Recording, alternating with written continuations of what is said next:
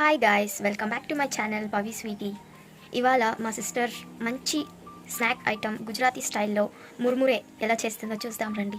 కావలసిన పదార్థాలు: బొరుగులు, అలాగే వేరుశనగపప్పు, శనగలు, కరివేపాకు, 2 ఎండుమిర్చి, ఒక వెల్లుల్లిపాయని ఈ వెల్లుల్లిపాయని ఇలా సన్నగా కట్ చేసుకొని మీకు బొరుగులు క్వాంటిటీ ఎంత ఉన్నాయో సో అంతగా ఐటమ్స్ తీసుకోండి. సో మీకు బొరుగులు చాలా స్నాక్స్ కావాలన్నప్పుడు వీటి క్వాంటిటీ అంతా కొంచెం పెంచాలి, అప్పుడే కొంచెం కలర్ఫుల్గా బాగా కనపడుతుంది. ఇది ఒక గెరెట్ తీసుకొని సో ఇలా మీరు ఇట్లా చేసుకున్నప్పుడు ఇవి బొరుగులు అనేవి కొంచెం క్లీన్ చేసుకోవచ్చు. సో వాటిలో కొద్దిగా ఏమైనా పొడి లాంటిది ఉంటే కిందికి వెళ్ళిపోయేస్తుంది. ఓకేనా అండి? చూడండి, మేము మా లాంగ్వేజ్లో వీటిని బొరుగులనే అంటాము. మీరేమంటారో కామెంట్ చేయండి. చూడండి, ఇలా అన్నీ క్లీన్ చేసుకొని చూడండి.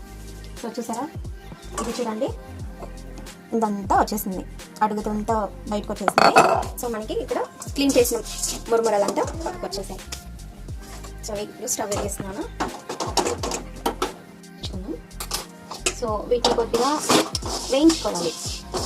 సో ఇలా మనకి వేయించుకుంటే అవి కొంచెం క్రిస్పీగా వస్తాయి అన్నమాట.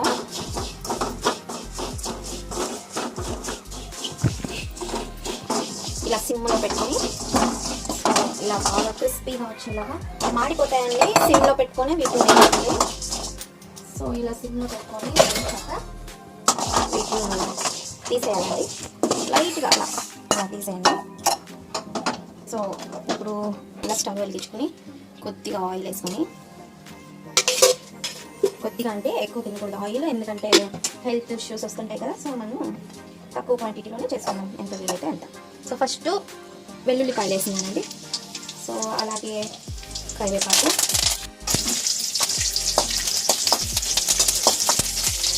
సో కొద్దిగా జీలకర్ర వేసుకున్నాను.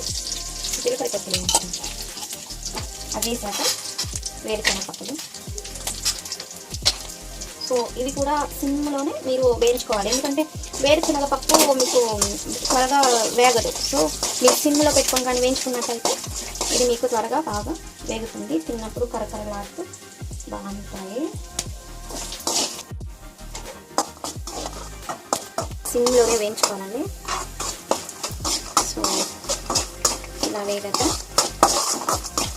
చూడండి, ఇంకా వేగలేదు ఇవి, ఇలా కనిపిస్తాయి అంతే. అవి వేరుశనగ పప్పులు అనేది లోపల మనకి పచ్చిగానే ఉంటుంది. సో ఇప్పుడు మనం శనగలు కూడా వేసుకోవాలి.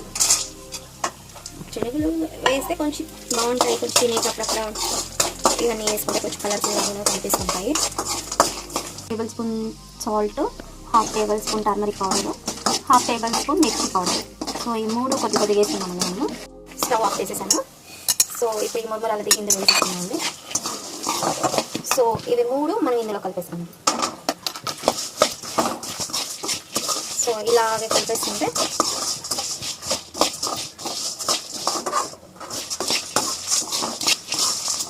అండి రెడీ అయిపోయింది. చాలా కలర్ఫుల్గా కనిపిస్తుంది కదా.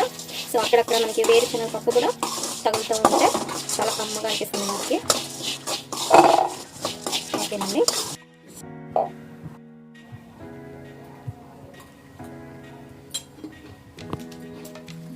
చూసారు కదండి మా సిస్టర్ ఎలా చేసిందో. ఎంతో ఈజీగా గుజరాతీ స్టైల్లో మురుమురాలు ఇంట్లోనే ఎంతో ఈజీగా చేసి చూపించింది. చాలా టేస్టీగా ఉంది. మీరు కూడా మీ ఇంట్లో ట్రై చేసి ఎలా ఉన్నాయో కామెంట్ చేయండి.